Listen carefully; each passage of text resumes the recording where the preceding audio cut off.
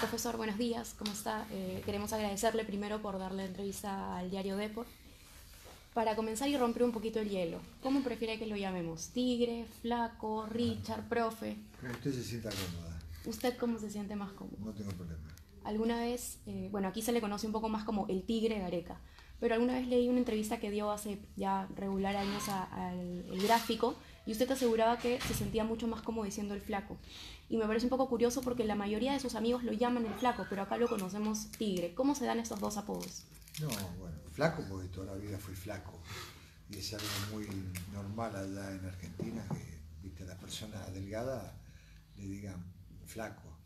Entonces, siempre en general me decían así y no tengo problema. Y después el tigre, cuando empecé a jugar, surge, viste, de forma entre los compañeros de uno, por alguna acción que uno hace, viste, y de pronto uno se le ocurrió decir tigre y bueno, y quedó. Y después lo popularizó un periodista siguiendo la campaña de Sarmiento de Junín, donde yo fui a préstamo de Boca a Sarmiento de Junín, un periodo nada más, corto, que en ese momento relataba, seguía la carrera de Sarmiento de Junín, Walter Nelson. Al enterarse que me decían también tigre, bueno, lo popularizó, digamos, el apodo. ¿Cuánto cambió su vida de jugador a entrenador? Porque creo que tiene mucho que ver el hecho de que le digan tigre por alguna por ahí característica de rebeldía que tenía como jugador y como técnico se le ve una persona mucho más centrada, que piensa más lo que va a decir. Hay una gran diferencia entre sus actitudes como jugador, que era un poco más quizá impulsivo, que como entrenador. ¿Cuánto cambió? Puede ser, o sea, que me haya vuelto un poco más calmo con el correr de los años y en esta función de entrenador, puede ser.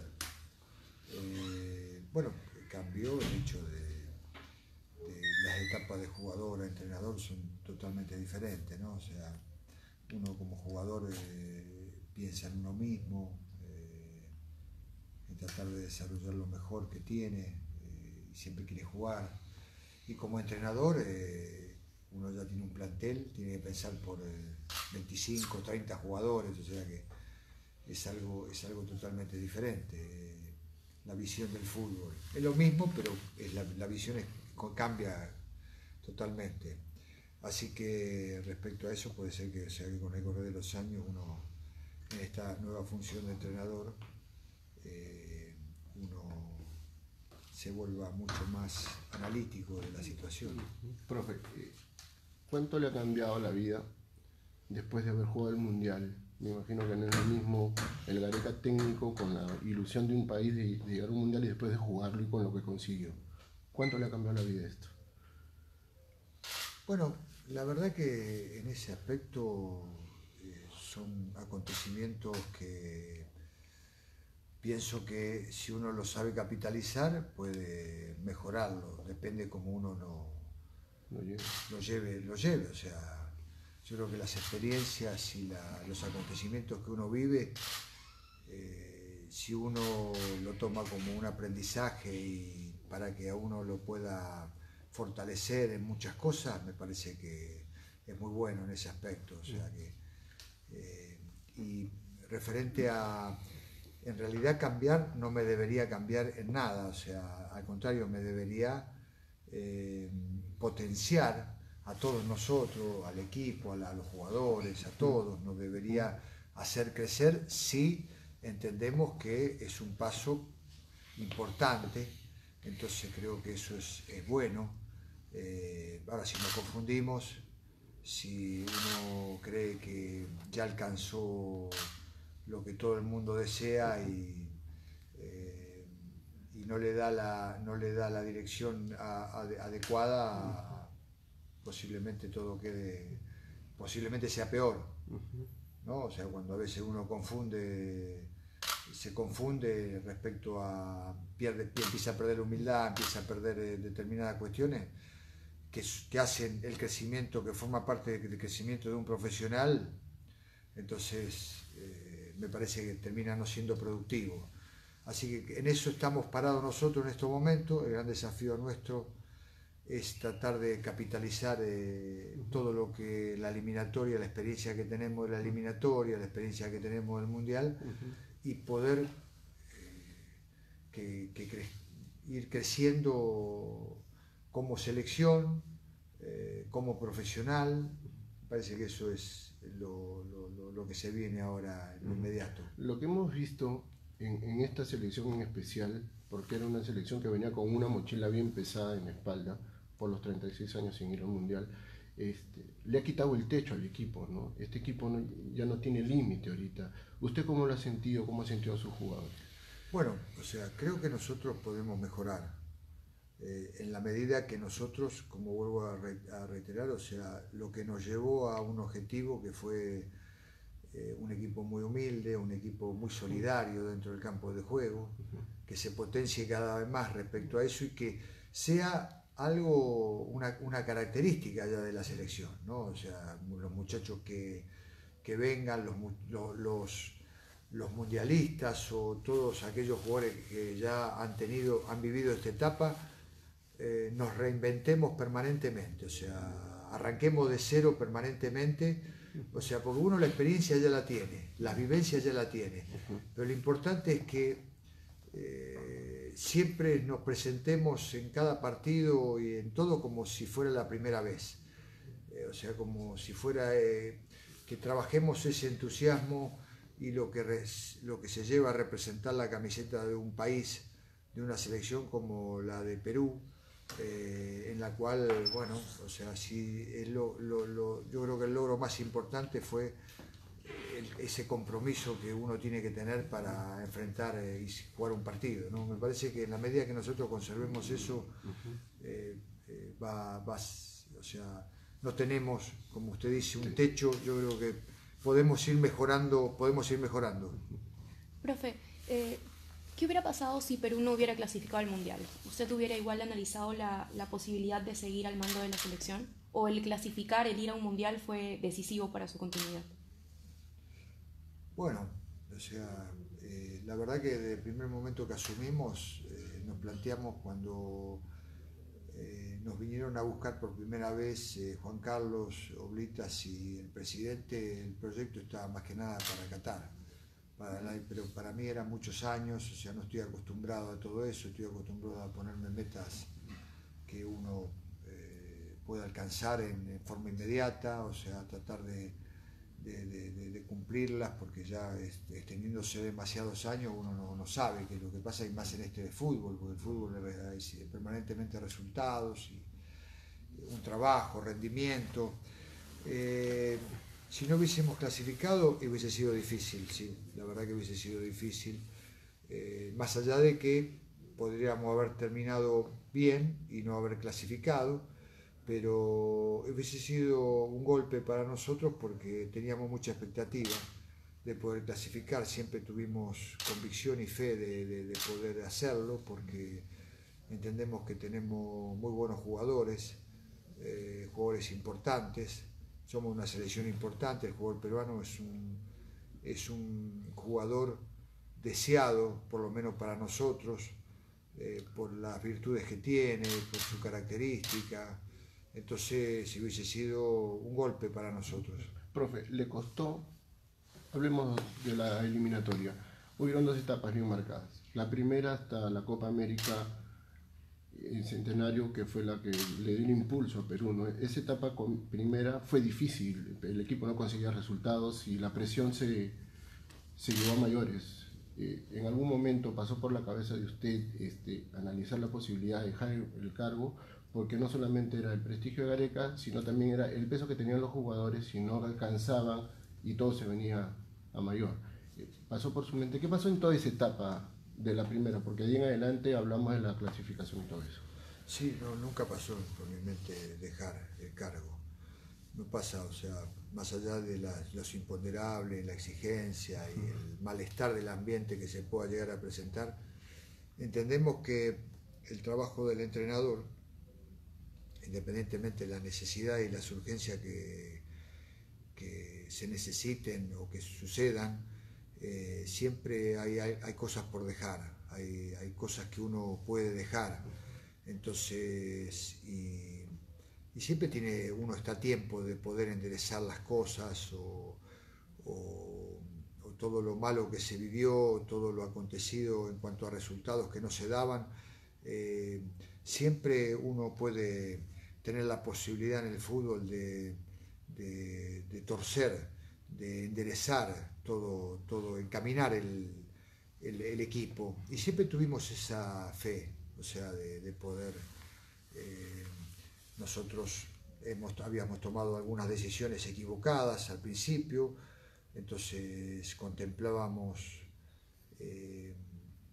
cuestiones en el análisis que hoy en día no lo contemplamos, o sea, la discontinuidad, las lesiones, independientemente de las recuperaciones, cómo viene el jugador, o sea, creíamos que había que respaldar a muchachos que tenían una trayectoria importante o que venían de ligas importantes y que le habían dado al Perú, bueno, y creíamos nosotros en ellos también, pero o sea, en el análisis no estábamos muy conformes porque eran muchachos que venían con algunos inconvenientes, sumado a algunas bueno, no veíamos, o sea, veíamos sí en el momento de jugar un compromiso, pero no nos alcanzaba eso, no nos cerraba, porque representar al país requiere de más todavía, de mayor compromiso. Entonces, había un montón de cosas que en esa primera etapa nosotros veíamos y analizábamos y no nos terminaba de cerrar. Entonces, bueno, con el correr del tiempo ya dejamos esas prioridades o el nombre de quien viniera para enfocarnos en aquellos muchachos que tuvieran continuidad, que realmente empezar a concientizarnos todo la enorme responsabilidad que tenemos de representar al Perú dentro y fuera del campo de juego. Entonces, bueno, empezamos a marcar pautas que los muchachos todos se fueron alineando y cada vez más a tal punto que hoy en día es un compromiso total y que prácticamente ni ellos mismos permiten que se pueda llegar a integrar a alguien que no se comprometa, o sea, es tan cerrado el grupo en el cual aquel que integre el grupo sabe que tiene que cumplir determinadas pautas que así lo demanda el país, más que nada, ¿no? Se lo decía, profe, perdona para terminar esta idea, por la decisión que tomó, ¿no? Dejar jugadores de mucho nivel como Claudio, como Vargas, jugadores que venían supuestamente con muchos años y llamados a ser los que lleven a Perú en el Mundial. ¿Le costó tomar esta decisión de dejar a Claudio por lo que simboliza para Perú fuera del equipo? Sí, claro, o sea, por eso mismo le digo, pero Claudio, que es un excelente, tanto Juan Manuel como Claudio, que son excelentes profesionales y que le han dado mucho al Perú, pero en un error nuestro priorizábamos precisamente el nombre, priorizábamos que eran jugadores tan importantes que aún en situaciones no ideales, llámese de la continuidad o de algunos problemas que presentaban con molestias que venían de sus equipos, lo convocábamos igual.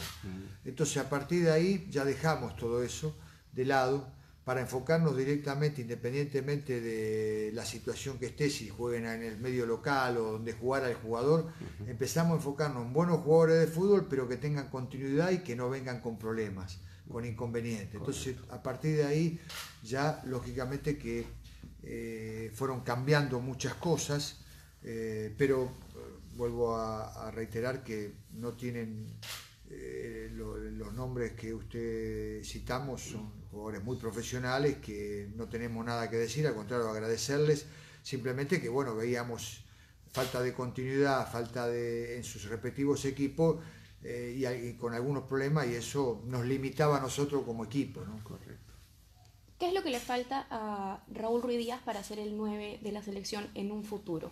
¿O él simplemente no encaja con el sistema que usted utiliza desde el arranque? No, o sea, mire, si es convocado Ruiz Díaz, yo creo que debe ser el jugador con más presencia de la selección nacional, porque pienso que él debe ser de los jugadores más convocados en todo mi proceso, en lo que llevamos. Y un jugador que es convocado es porque he tenido en cuenta. O sea, no voy a convocar yo a un jugador que no lo tenga en cuenta. Sería ya así, o sea, algo que no encaja. Los entrenadores convocamos jugadores que son para nosotros muy importantes. Ahora, usted me dice titular inamovible, ¿juegan, no juegan? Bueno, eso yo no lo puedo decir. Tiene que ser a través de rendimiento. Los que juegan en general es porque se han sostenido en un rendimiento. O los que juegan en lugar de Raúl, en la posición de Raúl, es porque en el momento de haberlo utilizado, para nosotros, han tenido un rendimiento que hace que se sostengan en la posición. En el momento que por ahí le toque a Raúl esa continuidad, y bueno, él tendrá que tener un rendimiento que lo sostenga él también. Pero es un jugador muy importante para nosotros, ¿no? Pasando a otro puesto de la cancha, ¿qué le parece la llegada de Carlos Cáceda a Real Garcilaso? Bueno, Carlos, creemos que los arqueros tienen que jugar, ¿no? O sea, a diferencia, uno puede tener, respecto a lo que hablábamos, consideración en algún muchacho que por diferentes razones pudo haber perdido el puesto, pero que entrena en forma normal, que está peleando para que sea tenido en cuenta por el técnico, porque a veces nosotros nos enfrentamos en el gran problema y en el gran dilema que muchas veces los entrenadores de los jugadores de la selección peruana no juegan en sus equipos, en muchos casos. Entonces, bueno, no podemos dejar de lado a determinados jugadores que sí a nosotros nos dan un rendimiento. Entonces, mientras el jugador esté entrenando bien, mientras nosotros presenciemos que está bien, que no tiene lesiones, que está disputando esa para ser tenido en cuenta, no hay mayores inconvenientes. El tema más que nada del arquero es la inactividad. Usted sabe que de pronto un arquero que pierde la titularidad o que está relegado al banco, ya en esa posición la falta de distancia, de cálculos, de continuidad hace que los arqueros de la selección nacional en general tienen que ser 3 arqueros, que es lo que nombramos habitualmente, que jueguen sus respectivos, que sean titulares en su respectivo equipo. Eso nos va a dar más tranquilidad de que aquel que nosotros podamos utilizar está con tiempo y distancia como corresponde. Entonces, que es menor aquel jugador de campo que habitualmente hace fútbol, entra unos minutos en el campo de juego, por ahí a lo mejor, si bien no arranca de titular, pero a lo mejor entra 30 minutos en el segundo tiempo, está considerado de esa manera. El arquero, una vez que lo sientan, en general no ataja. Entonces, bueno, son distintas. Entonces, lo de Cáceda me parece bien que venga. ¿Cuál es la preocupación de Ricardo Gareca en este nuevo proceso? Jefferson es un jugador que tiene 33 años, Pablo también. Está trabajando en buscar ya el reemplazante de ellos. Puede comenzar ya, ¿no?, a trabajar con los chicos, porque es una posición en que Perú no tiene mucho que escoger, valgan verdades, y usted está todavía esperanzado, o mejor dicho, deposita la confianza en Jefferson y Pablo. ¿Hay algún delantero que esté siguiendo con mayor detalle? No, bueno, nosotros primero que los jugadores que usted nombra son presentes, no es pasado. Yeah. Raúl es presente. Entonces, y a partir de ahí uno puede empezar a vislumbrar. Hemos citado a Iván Bulos, que viene de recuperarse de una operación.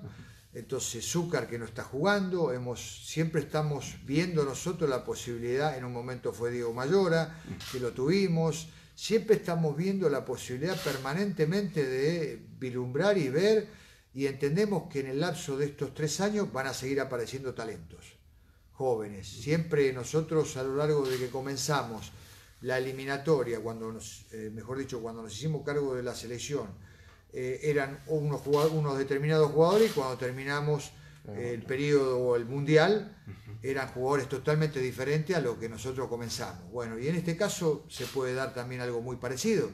O sea, comenzamos con un grupo de muchachos y a lo largo de todo este periodo de 3 años seguramente aparecerán jóvenes, aparecerán talentos. Siempre en Perú, independientemente de cómo está el país, cómo están las deficiencias que de pronto estructurales que pueden tener, el talento es un gen natural del jugador peruano. O sea que sabemos que van a seguir apareciendo cracks. Alberto Rodríguez actualmente está sin equipo. Se habla un poco de que podría regresar a Universitario, pero formalmente aún no hay nada. ¿Le recomendaría en todo caso volver a la Liga Peruana para poder tener mayores minutos? Mire, Alberto Rodríguez es un caso muy, muy particular. Él necesita jugar, ¿no? O sea, cuanto antes, por la edad, por la forma de ser de él y todo, necesita tener continuidad. Entonces, bueno, dependerá de él, no dependerá de nosotros, ¿no? Nosotros ya debemos enfocarnos en aquellos muchachos que tienen una continuidad, que jueguen. Ahora, Alberto no tiene más posibilidades, sí, ¿cómo que no va a tener posibilidades? Un jugador como Alberto, que nos ha dado tantas satisfacciones y que es un juego muy importante, debe lograr tener una continuidad para ser tenido en cuenta nuevamente, ¿no? Callens, profesor, ¿qué le parece? ¿Quién? Callens. No sé, Callens estuvo con nosotros también. Y bueno, o sea, que me parece un jugador que se sostiene en una liga importante, en una liga que bueno, que cada vez es más competitiva, y él se está sosteniendo, está siendo titular. Siempre Callens está en consideración nuestra, siempre es uno de los jugadores que seguimos permanentemente y que entendemos que va a tener muchas posibilidades. Ahora, nosotros la convocatoria, no convocatoria de muchas situaciones se debe en un todo, no solamente en lo que se ve futbolísticamente o que jueguen. Para nosotros es muy importante el deseo de estar en la selección nacional. Correcto. El deseo del jugador de querer venir a la selección nacional, aún que nadie le asegura absolutamente nada. Correcto. O sea, hay muchas cuestiones que tienen que ver en la convocatoria de un jugador. No es solamente que el jugador juegue. Tengo que ver la adaptación, tenemos que ver la convivencia, tenemos que ver el día a día, tenemos que ver un montón de situaciones que hace que el jugador sea en lo sucesivo convocable. Si nosotros vemos algunas cuestiones que por ahí en una de esas el jugador nos integra en un grupo, por más importante que sea el jugador, por más continuidad que tenga su respectivo equipo, si no vemos un deseo de ser llamado por la selección nacional o declaraciones que a lo mejor no son las ideales, yo no me meto en las declaraciones. No somos, la verdad que nosotros, yo no soy de pasarle al jugador o de decirle qué tiene que declarar, pero sí en las declaraciones me apoyo mucho en el deseo del jugador de poder estar o en lo que dice representando a su país. Correcto. Bueno, después, por eso hablo que lo convocable es un todo, no es solamente una parte.